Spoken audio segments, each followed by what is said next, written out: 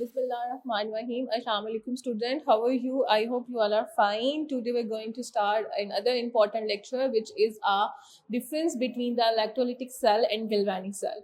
अब इन दोनों को हम बहुत डिटेल से प्रीवियस लेक्चर्स में पढ़ चुके हैं. इसको अब हमने समराइज करना है कुछ पॉइंट्स के अंदर. वो कुछ इंपॉर्टेंट पॉइंट्स हैं और ये as a long question board के पेपर्स में आता है. तो सबसे पहले हमारे पास है electrolytic cell and then galvanic cell. अब दोनों का डिफरेंस हमने जो है वो करना है और ये दोनों हम डिटेल में पढ़ चुके हैं. अगर हम इलेक्ट्रोलिटिक सेल्स की बात करते हैं तो इलेक्ट्रोलिटिक सेल कंप्लीट सेल होता है जिसके अंदर हमारे पास दो इलेक्ट्रोड्स होते हैं, वो कनेक्टेड होते हैं बैटरी के साथ और वो इलेक्ट्रोड जो हैं वो डिप होते हैं इन इलेक्ट्रोलाइट सोल्यूशन. जब हम इलेक्ट्रोलाइट सोल्यूशन की बात करते हैं तो you have a sodium chloride, base या फिर हम एसिड्स को भी इस्तेमाल कर सकते हैं जो कंप्लीटली आयनाइज करें और हमें ज़्यादा से ज़्यादा आयंस बना कर दें. तो यहाँ पे ये बात क्लियर लिखी हुई है. It consist of a electrolytic cells की जब हम बात कर रहे हैं, it consist of a one complete cell connected to a battery. कि हमारे पास एक मुकम्मल एक सेल होता है जो कनेक्टेड करता है बैटरी के साथ. मतलब कि दो इलेक्ट्रोड्स होंगे आपके पास, दोनों इलेक्ट्रोड्स जो होंगे वो इलेक्ट्रोलाइट सोल्यूशन के अंदर डिप्ट होंगे और कनेक्टेड होंगे बैटरी के साथ. तो ये कंप्लीट सेल कहलाएगा और जो कि होगा इलेक्ट्रोलिटिक सेल. अगर हम इलेक्ट्रोलिटिक सेल की बात करते हैं तो ये नॉन स्पॉन्टेनियस केमिकल रिएक्शन होगा. सेकेंड हमारे पास पॉइंट है गैल्वेनिक सेल. जब हम गैल्वेनिक सेल की बात करते हैं, वी रिमेंबर दैट जब हम कंस्ट्रक्शन ऑफ गैल्वेनिक सेल पढ़ रहे थे तो कंस्ट्रक्शन ऑफ गैल्वेनिक सेल में हमारे पास दो हाफ सेल थे, एक लेफ्ट हाफ सेल था और एक राइट हाफ सेल था.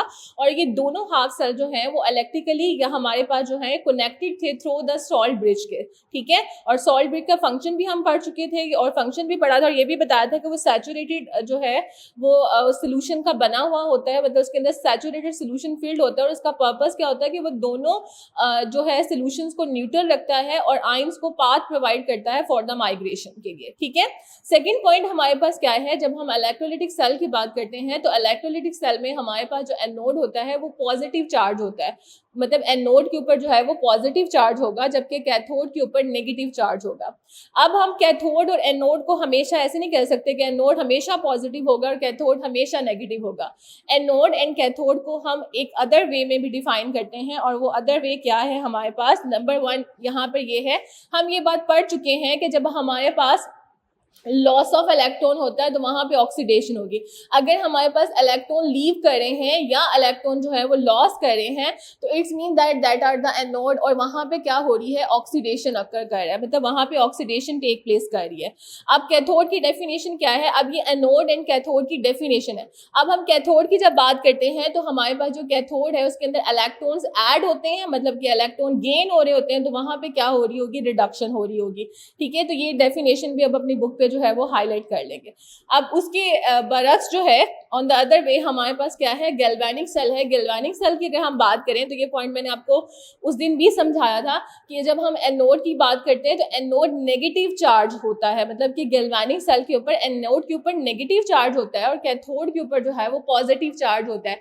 अब इसका क्या रीजन है कि हम यहाँ पर कह रहे हैं कि एनोड जो है इलेक्ट्रोलिटिक सेल के अंदर एनोड पॉजिटिव होता है जबकि कैथोड जो है वो नेगेटिव होता है. बट अगर हम गैल्वेनिक सेल की बात करते हैं तो गैल्वेनिक सेल के अंदर एनोड जो है वो नेगेटिव चार्ज होता है और जबकि कैथोड जो है वो पॉजिटिव चार्ज होता है. अच्छा, उसका रीजन क्या होगा, बिकॉज एनोड ब्रेक डाउन. आपको रिमेंबर होगा मैंने आपको ये बात बताई थी कि जब हम हमारे पास दो तरह के इलेक्ट्रोड्स होते हैं, एक इलेक्ट्रोड होता है इनर्ट और दूसरे होते हैं रिएक्टिव. ठीक है, अब जो हमारे पास और जो हम गैल्वेनिक सेल के अंदर जब हम इलेक्ट्रोड्स को डिस्कस कर रहे थे तो वो रिएक्टिव इलेक्ट्रोड्स. और मैंने आपको ये बात बताई भी थी कि जब हमारे पास जो जिंक इलेक्ट्रोड था और जिंक इलेक्ट्रोड जो है वो जिंक सल्फेट के सोल्यूशन के अंदर डिप था और वो वहां से क्या कर रहा था, लॉस ऑफ इलेक्ट्रॉन कर रहा था. और वो लॉस ऑफ इलेक्ट्रॉन जो है वो एक्सटर्नल सर्किट के थ्रू ट्रैवल करते हुए जो है वो कॉपर इलेक्ट्रोड्स के पास जा रहे थे और जिसकी वजह से वहां पे ना सिर्फ ब्रेक डाउन हो रही थी बल्कि वहां पे डिसॉल्व भी हो रहा था और आहिस्ता आहिस्ता खत्म हो रहा था. और दूसरी बात ये है कि जब जिंक जो है वो इलेक्ट्रॉन्स को लॉस कर देता है तो ड्यू टू द इलेक्ट्रॉन की नेगेटिविटी की वजह से एनोड के ऊपर जो है वो क्या होता है, नेगेटिव चार्ज आ जाता है. अब कैथोड के ऊपर पॉजिटिव चार्ज क्यों आता है, बिकॉज हमारे पास जो है जब इलेक्ट्रॉन ट्रैवल करके जो है वो कॉपर इलेक्ट्रोड्स के पास जाता है और जब कॉपर इलेक्ट्रोड जो है वो इलेक्ट्रोलाइट कॉपर इलेक्ट्रोलाइट सोल्यूशन के अंदर आयंस में कन्वर्ट हो चुके हैं, उसके अट्रैक्शन की वजह से कैथोड के ऊपर कौन सा चार्ज आ जाता है, पॉजिटिव चार्ज आ जाता है। अब अगर आपको याद हो तो प्रीवियस लेक्चर में सबसे पहले मैंने आपको बताया था कि हमारे पास एनर्जीज कन्वर्ट होती हैं।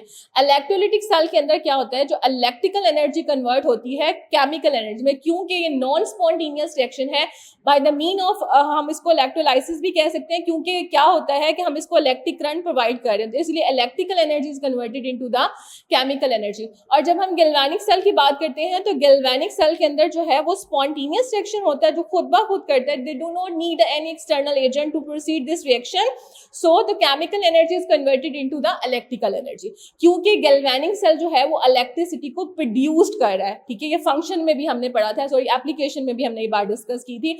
उसके बाद 4 पॉइंट हमारे पास क्या है, electric current is use for the non spontaneous chemical reaction to take place. ये बात हमें पता है कि जब हम इलेक्ट्रोलाइटिक सेल की बात करेंगे तो वो नॉन स्पॉन्टेनियस केमिकल रिएक्शन होगा, they need some external agent in the form of electricity to proceed the reaction. लेकिन अगर हम गैल्वेनिक सेल की बात करेंगे तो redox reaction take place spontaneously and produce electricity. अब ये रिडॉक्स रिएक्शन का मतलब क्या होगा कि हमारे पास जो है वो ऑक्सीडेशन स्टेट जो है वो चेंज होगी। In other words we can also say that the oxidation और रिडक्शन दोनों टेक प्लेस करेंगे एक ही तरह के केमिकल रिएक्शन के ऊपर, और इलेक्ट्रिसिटी जो है वो हमारे पास क्या हो जाएगी, प्रोड्यूस हो जाएगी। तो ये बेसिक कॉन्सेप्ट था difference between the electrolytic cell and galvanic cells के अंदर। और वो 2 पॉइंट्स आपने इसके अंदर जरूर हाईलाइट करने हैं कि अगर हम एनोड को पॉजिटिव कहते हैं तो उसका रीजन क्या है, अगर हम कैथोड को नेगेटिव कहते हैं तो उसका रीजन क्या है, अगर गैल्वेनिक सेल में एनोड को नेगेटिव कह रहे हैं और कैथोड को पॉजिटिव कह रहे हैं उसका रीजन क्या है। इंशाल्लाह नेक्स्ट लेक्चर में आपसे मुलाकात होगी, तब तक अपना बहुत सारा ख्याल रखिएगा। अल्लाह हाफिज।